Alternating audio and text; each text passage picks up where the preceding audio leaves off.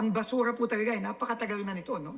Kagaya din ng pagbaha, napakatagal ng problema nito. And ang pagsolusyon sa problema ng basura, primarily sa gobyerno yan. Kasi yung waste management, kailangan po talaga magtulungan tayo dito. Tingin ko, meron mga kailangan ng gawin ng gobyerno na hindi nagawa nung nakaraang mga administrasyon, yung talagang malawakan at malaki ang solusyon sa basura, yung sinasabi niyang waste to energy.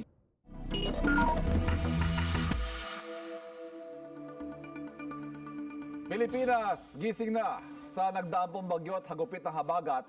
Matinding bahang naranasan sa maraming lugar sa bansa. Hindi biro ang pinagdaanan ng ating mga kapuso. Talagang tumaas ng sobra yung tubig kasi yung sa pabanda doon napuno. Mas lalong tumaas yung tubig ngayon dito sa amin na dati hindi gaano.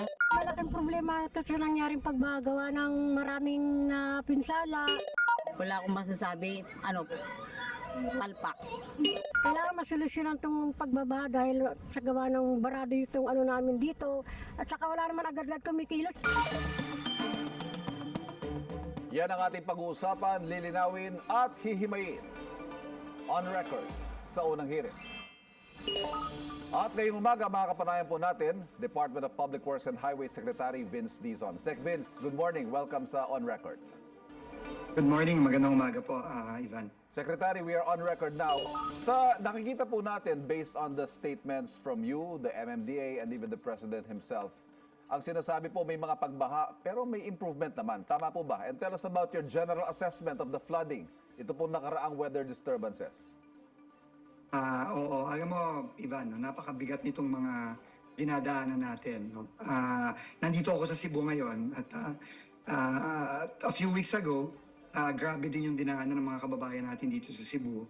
Kaya pinapunta po ako ng Pangulo dito kasi talagang mabigat yung dinaanan nilang baha dito. No? While sinabi naman ng Pangulo at sinabi ng MMDA na may mga improvement, sinabi din ng Pangulo natin na madami pang kailangan gawin. No? Na hindi madali ang solusyon dito sa problema ng pagbaha sa buong bansa. Iba-iba ang sitwasyon sa iba't ibang lugar. At talagang napakabigat nitong dinadaanan natin at napakabigat din ng mga kailangan natin gawin. So merong mga konting improvement, lalo na dun sa mga area na meron na tayong mga nagawa. Alam mo naman, kabago-bago pa lang nitong pinagdaanan nating scandalous flood control. Itong mga pagbabagong ginagawa natin, nagsimula pa lang nitong mga nakaraang buwan. Pero meron tayong mga nakikita, no? Halimbawa sa NCR, no? Nung linunch po ang Oplan Kontrabaha ng ating Pangulo noong Nobyembre nung nakaraang taon, na talagang nag-massive cleaning tayo nitong mga daanan natin ng tubig, declogging ng mga drainages natin, pag-improve ng ibang mga drainage systems natin tulad sa Quezon City, sa Maynila, sa Las Piñas. Meron na tayong nakikitang mga improvement. No? At hindi lang ito nanggaling sa ating Pangulo, kundi nanggaling din sa mga kababayan natin. No? Pero madami pang kailangan gawin. Yes, diba? yes. Agree. Hindi overnight ang solusyon dito. Yes. Matagal ang mga solusyon bago talaga maramdaman sa buong Pilipinas. Pero sabi nga ng Pangulo, tuloy-tuloy lang tayo, hindi tayo titigil. Ayun na nga, Sec. I was going to go to that point next. Kasi yung mga news outlets, of course, nireport itong assessment na ito mula sa Pangulo, sa inyo. Pero hindi mayaalis sa mga kababayan natin maging skeptical, critical, and even angry.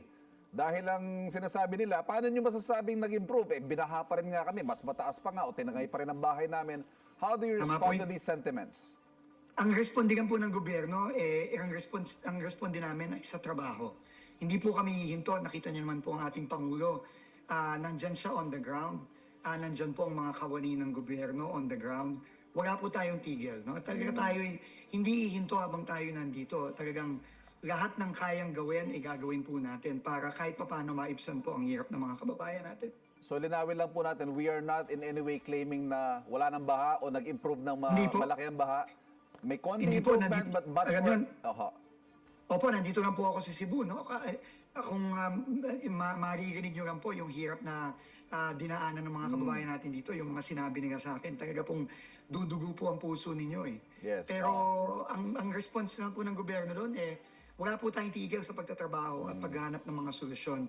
Both immediate solution para maibsan at yung mga mas matatagal at mas permanenteng solusyon. Ito pa ang isa, Hindi po tayo titigil. isa pang issue, Secretary. Kung resibo o ebidensya ang pag-uusapan, wala na siguro mas lilinaw pa kundi yung dagat, bundok, o kung ano man pwede itawag sa sandamakmak na basura na inaanod at naiipon tulad nitong mga nakita natin. Ito, Sec, if we may, papakita lang namin yung two separate areas, ano? Baclaran at Nabotas. Papakita namin. I'm sure marami din sa mga iniikot ninyo in other areas. May mga makikita po mga kababayan natin na ganyan, yung dagat o bundok ng basura. Diyos ko. Gaano Andyan kalaking, po ako kahapon. Secretary, gaano kalaking Ivan. factor ang basura sa pagbaha? Malaki po. Kasi po ang basura ay yan ang isa sa mga number one na nagbabara sa ating mga drainages, sa ating mga ilog, sa ating mga estero. At kapag po ang mga waterway natin ay nabara, talaga pong magbaba. No, parang ano po yan, no, parang sa bahay. Pagka nagklag ang ating mga daluyan ng tubig, sa mga banyo natin, sa mga kusina natin, ito automatic magbabaha po yan. Sa, napakalaking factor po ito. Pero ang basura po talaga ay napakatagal na nito. No? Kagaya din ng pagbaha, napakatagal ng problema nito sa buong bansa. And ang pagsolusyon sa problema ng basura, primarily sa gobyerno yan. Kasi yung waste management, both local and national government, responsibilidad po ng gobyerno yan. Pero meron din pong maiimbak at maitutulong ang ating mga kababayan sa tamang pag-dispose ng ating mga basura. No, tinuturo sa atin nung bata tayo, nung nasa eskwelahan tayo, na paulit-ulit sinasabi na yung basurang itatapon mo, babalik din sa'yo. So, kailangan po talaga magtulungan tayo dito. No, this is in no way saying na tinuturo ng gobyerno ng ating mga kababayan. Hindi po. Katotohanan lang po ito na kailangan sa pag-manage ng basura, tulong-tulong po tayong lahat dito. Pero sinabi nga ng Pangulo natin, tingin ko meron mga kailangan ng gawin ng gobyerno na hindi nagawa nung nakaraang mga administrasyon, yung talagang malawakan at malaki ang solusyon sa basura, yung sinasabi niyang waste to energy. Yes. No, na ginagawa na ng ating mga kapitbahay, mga ibang bansa, na talagang dapat gamitin na natin yung teknolohiya para sunugin ang basura. Yes. No, at mag-produce ng enerhiya para sa nagaling sa basura na unfortunately hindi pa natin nagagawa Secretary, sa tagal-tagal ng panahon. before we go to that point, ang isa ho sa mga, at least on the discipline component dito sa problema sa basura, pinalutang po ni Mayor Francis Zamora, halimbawa, baka kailangan na nating balikan ang local government code at medyo siguro taasan ng multa. Because you characterize the problem sa basura as a crisis. Tapos, Opo, crisis do na you po, think- kitang-kita naman po But natin na crisis Do na you po. think, Secretary, we should go beyond pakiusap, panawagan at siguro mag-impose tayo ng stiffer penalties sa mga hindi tamang magtapon ng basura? Do you Ako po agree ay with that naniniwala proposal? dyan. Pero, kailangan din makita ng mga kababayan natin na meron namang ginagawa din ng gobyerno para sa tamang pag-dispose ng basura. No? Tama po na dapat mas pagawakin natin at mas gawin nating stricto ang mga penalty sa ating mga kababayan. Pero kailangan makita din ng mga kababayan natin na talagang may ginagawang bago at na bagong mga solusyon at mga solusyon na talagang pangmatagalan ng gobyerno. Sec, marami po yung nakakakita sa logic and reasoning behind these reminders sa tamang pagtatapon ng basura, etc. Pero may mga nakikita din tayong reactions na parang tila ba ibinabaling daw ng gobyerno sa publiko ang sisi. How do you want to respond to this reasoning? Hindi naman po, paulit-ulit naman po ang gobyerno at ang Pangulo natin lalo na ang pagmamanage ng basura, ano yan, responsibilidad natin lahat yan. Pero napakalaki ng responsibilidad ng gobyerno, both national and local. So kailangan may mga desisyon na kailangan gawin, na kailangan tudukan na talaga itong problemang to na dekada na to, paulit-ulit na lang nating pinag-uusapan to. Ito, nakikita natin yung mga imahe sa television ngayon. Tingin ko naman na bawat Pilipino na nakikita ito, naiintindihan na ang responsibilidad ng basura is responsibilidad nating lahat. Ito, kahit sasabihin natin nag-improve, bumaba yung baha o bumilis ang paghupa, people are going to want solution, Secretary. Opo, Permanent opo. and long-term. Ano ho ang plano ng administrasyon? Tama po yan, no? Unang-una, no? Yung short term natin, yun na yung ginagawa natin simula nung ginaunch ng Dredging, ating yes, Pangulo oo. nationwide, no? Kailangan alam mo, yung dredging, yung paglilinis, dekada na tong hindi ginagawa ng regular. Ginagawa yan paunti-unti, patingi-tingi, pero kailangan ito regular. Tuloy-tuloy, walang hinto, walang humpay. So yan ang pinipilit natin gawin simula nung ginaunch ng Pangulo itong Oprang Kontrabahan noong Nobyembre last year. No? Kaya kailangan talaga tuloy-tuloy yan. Yes. Yan ang short-term solutions Okay. natin. No? Yung long-term solutions natin, ito na yung mga matagal nang dapat nagawa para kontrolin ang mga pagbaha, lalong-lalo na sa mga area tulad ng Cebu, tulad ng Cordillera, na imbes na yun ang gawin, kung ano na lang kalokohan ang ginawa itong mga nakaraang taon, nakaraang dekada. Ito na nga na siniwalat ng Pangulo natin mismo ng mga skandalo sa flood control. At dito sa susunod na budget natin sa 2027, talagang pinaghirapan natin kasama ng mga eksperto, kasama ng mga local government units, kasama ng mga regional, municipal, provincial development councils na talagang mga long-term solutions sa pagbaha. Halimbawa, no?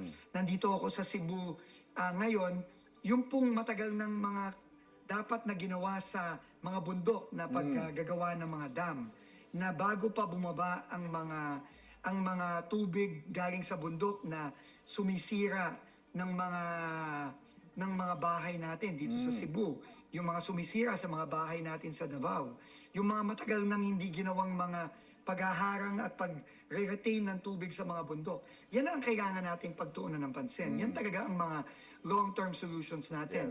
Yung sinabi ng Pangulo kahapon na matagal nang pinag-uusapan Yung nga spillway, na spillway Yes. mula Laguna Lake papunta ng Manila Bay na dadaan sa Parañaque, sa Muntinlupa, papuntang Cavite. Matagal nang pinag-uusapan ganyan pero walang desisyon, wala Yes. pong ginagawang aksyon ng gobyerno natin itong mga nakaraang dekada.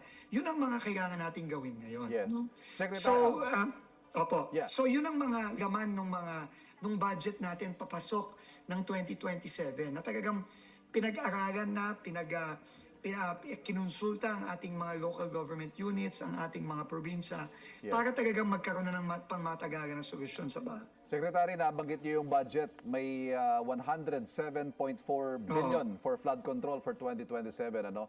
Naintindihan siguro natin, tamang duda yung publiko dito.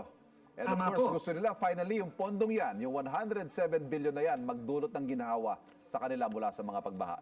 Saan nga ba ito pupunta at paano natin matitiyak na ito ay diretso, malinis at mapupunta sa benepisyo ng taong bayan?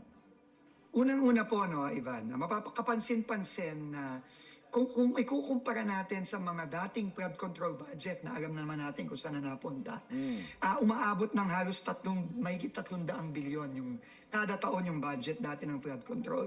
Ngayon talagang hinimay natin yan at nakita natin one-third lang yan ng mga dating mga budget. Kasi sinigurado natin, unang-una, hindi na pwede yung mga dating mga project na wala man lang plano, wala man lang konsultasyon sa mga local government units, sa mga probinsya.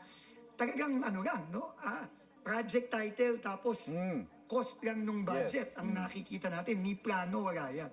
So yan, sinisigurado natin na wala nang ganon.